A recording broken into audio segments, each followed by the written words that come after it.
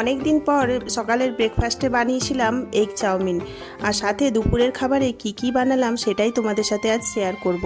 Hello everyone, সবাই কেমন আছো? আমি মৌসুমি আবার চলে এসেছি তোমাদের কাছে একটা আমার নতুন ভিডিও নিয়ে। আমার ভিডিওতে তোমাদের অনেক অনেক ওয়েলকাম। তো কালকে ছিল সানডে, এটা ছিল সানডে ব্লগ। আর কালকে একটা ভিডিও দিয়েছিলাম বাজার করার, সেটা তো তোমরা দেখেইছো। তো বাজার থেকে কি নিয়ে এসেছি, তো সেটাই আজ তোমাদের দেখাবো যে আমি কি বানিয়েছিলাম সারাদিন। তো সকালবেলা এগ চাউমিন খেতে ইচ্ছে গেল, তাই এগ চাউমিন বানিয়ে নিলাম। এটা কিন্তু আমার ইচ্ছেতেই হয়েছে, এটা ছেলের ইচ্ছেতে নয়। মানে ছেলে পছন্দ করে কিন্তু আমার বেশি ভালো লাগে, তাই ভাবলাম অনেকদিন পর এগ চাউমিন করা যাক।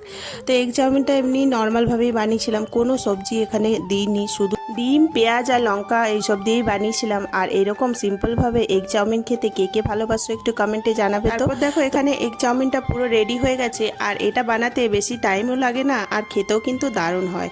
এর মধ্যে তোমরা সবজিও অ্যাড করতে পারো, অনেক রকম সবজি দেওয়া যায়, যেমন ক্যাপসিকাম, বিনস, গাজর। কিন্তু আমি আজকে অনেক সিম্পলভাবেই বানিয়েছিলাম, আর খেতেও দারুণ হয়েছিল। ওপর থেকে একটু পেঁয়াজ, কাঁচা লঙ্কা, সস এইসব দিয়ে করেছিলাম। তো দেখো এখানে আমরা সবাই মিলে চাউমিনটা খেয়ে নিয়েছিলাম। তারপর চলে গেছিলাম দুপুরের খাবারের জোগাড় করতে। শুধু জলখাবার খেলে তো হবে না, দুপুরে কি খাওয়া যায় সেটাও তো ভাবতে হবে। তো ভাবলাম যে এখানে তো চিংড়ি মাছ নিয়ে এসেছিলাম, তোমাদেরকে তো কালকে দেখিয়েছিলাম। এখানে চিংড়ি মাছগুলো ধুয়ে বেছে তুলে নিয়েছি। আসলে চিংড়ি মাছ ধুতে একটু বাঁচতে সময় লেগে যায়, তো এই কাজটাই ভাবলাম সবার আগে করে নিই। তো এখানে চিংড়ি মাছগুলো দেখো আমি ভালো করে এখানে বেছে নিলাম। তারপর ওদিকে আমি নুন হলুদ দিয়ে এগুলোকে আমি রান্না করে নেব। প্রথমে আমি রুই মাছটা বানিয়ে নিয়েছিলাম, রুই মাছ চিংড়ি মাছ দুটোই নিয়ে এসেছিলাম।